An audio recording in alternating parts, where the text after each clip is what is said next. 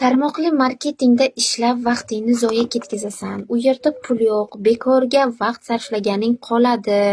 Sani aldashadi, aldab ketishadi deb menga juda ham ko'p aytishgan.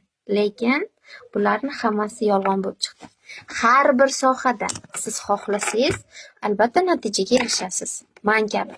Men ham hozirgi kunda aynan tarmoqli marketing orqali shunaqa daromadlarni topyapman. Uyda o'tirgan holatda. Uy bekasiman, yosh onaman, yosh farzandlarim bor va o'zimni qo'limda turgan telefonim orqali shu ishni o'rganib, kunlik 300 ming, 500 ming, 1 million atrofida oyiga 15-20 million daromad qilyapman.